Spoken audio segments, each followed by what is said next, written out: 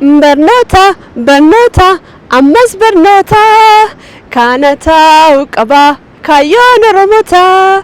Qophiin keenya ammas barnootaa jedhu jalqabee jira. Harka fuun akkam jirtu kabajamtoota daawwattoota keenya.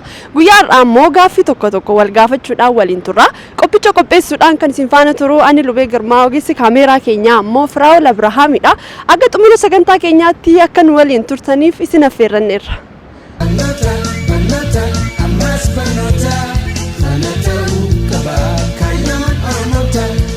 Tole galatoomii maqaan kee?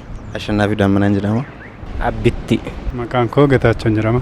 Maqaan takka Afiixee jedhama. Meeshaa qotee bulaan ittiin midhaan sassaabbatu keessaa sadi naaf himi. Haamtuu.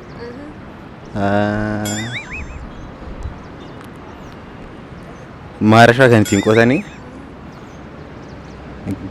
Gindaan hin barbaachisa sadi. Qambara. Gindaa. Moofa. Hindinoo. Haamtuu. Maacidii. Ittiin sassaabbatu. Maacidii. Haamtuu maacidii. Qorbii kan jedhamu. Hambiraa maashara. Maashara. Qorbiin kun maaliif fayyada? Ittiin mi'aan qulleessuuf. Ittiin mi'aan qulleessuuf. Kan biraa? Kan biraa darba. Mi'aan ittiin ol darbatanii qulleessuuf. Haamtuu jedhama. Maacidii jedhama. Kana malee immoo kanuma waan akkasiitiin sassaabama. Akka aadaa keenyaatti waan akkasiin beeka. Haamtuu halbeenii maacidii jedhama. Haamtuun midhaan ittiin sassaabama haamtuudha. Ittiin haamama ittiin haamama. Ittiin haamamanii sassaabanii ittiin gashu.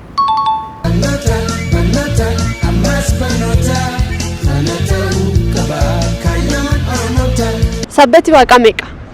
Torba. Bifa isaanii yaadattaa naaf himuu dandeessaa? Bifa isaanii diimaa. Bifan adda baasuu hin danda'u. Sabbati Waaqaa meeqa? Hin beeku. Laltaa yaala? Waan hin beekne yaada hin beeku. Sabbata. Yeroo masitti fakkaatu meeqa? Waan hin beekne hin tilmaamu. Sadi. Sadi qofadha? Urjii. Maal faadhasti? Urjii. Duumecha. Aduu. Sabbati Waaqaa sadii ma qofa? Sadii nan beeka. Amantee? Sabbata Waaqaa tokkumatti beeka kan beeku. Tokko? Sabbata Waaqaa jedhama. Sabbanni Waaqaa suni mallattoon isaa yeroo roobni caamuu barbaadu mul'ata. Roobni tokko yeroo caameera jedhamu mul'ata jedhama akka aadaatti jechuudha.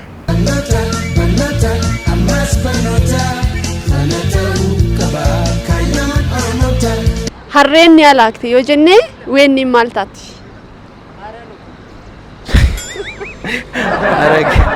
Ani hin beekan.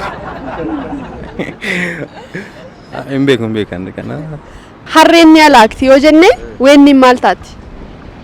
Ani hin beeku.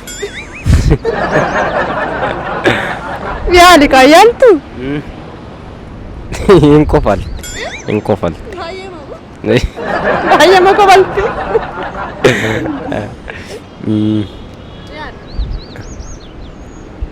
Harreen ni alaakti yoo jenne weenniidhaan maal jenna? Ani hin beeku. Harreen ni alaakti yoo jenne weenniidhaan maal jenna? Ni korrisanii ni korrisa. Harreen ni alaakti yoo jenne weenni maal taati? Ni korrisa. Weenni ni korrisa.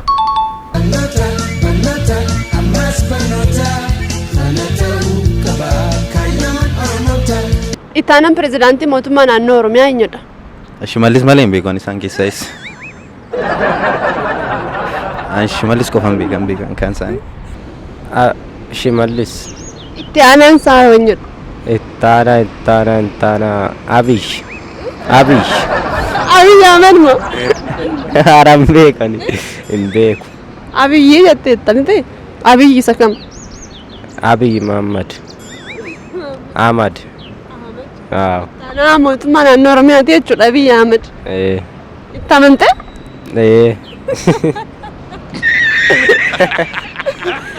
Awwal. Awwalee. Haa ta'u awwal. Eenyu Irraanfadheera yaada. itti aanaan pirezidaantii mootummaa naannoo Oromiyaa eenyudha? Hmm? Itti aanaan pirezidaantii mootummaa naannoo Oromiyaa eenyudha? Naannoo Oromiyaa. Ammoo beekan ture tokkoffaa illee Bashimaallee Abdiisaadha. Lammaffaa garuu maqaa isaanii xinnoo Yaalime. dagadheen jira amma. Amma dagadheen jira maqaa isaanii. Irraanfadheen jira garuu.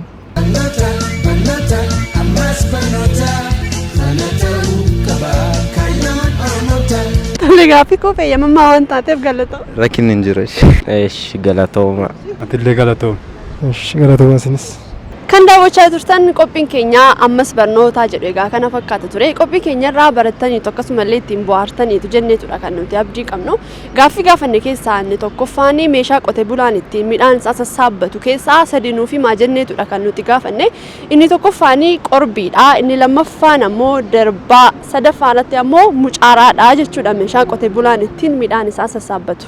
Gaaffii lammaffaa gaafanne irratti ammoo sabbati waaqaa meeqaa jenneetudha kan nuti gaafanne. Sabbati waaqaa egaa torbadha. Yeroo baay'ee garuu fageenya irratti kan mul'atu sabbati waaqaa sadiidha jechuudha. Sadaffaa irratti ammoo harreen ni alaaktii yoo jenne weenniidhaan maal jennaa jennee gaafanne harreen ni alaaktii yoo jenne weenniin ammoo ni korristi jennaa jechuudha. Gaaffii afuraffaa fi inni dhumaan ammoo ittaanaan pirezidaantii mootummaa naannoo Oromiyaa eenyudha jenneetudha kan nuti gaafanne. Ittaanaan pirezidaantii mootummaa naannoo Oromiyaa egaa Awwaloo Abdiitii jechuudha. Egaan kabajamtoota daawwattoota keenya qophii keenya aga ammaa nu daawwachaa nu hordofaa nu waliin turuu keessaniif hedduu isin galateeffanne. Torbee qophii kan birootiin akka walitti deebinutti nama torbanii nu haa taasisu jechaa fayyaan tura.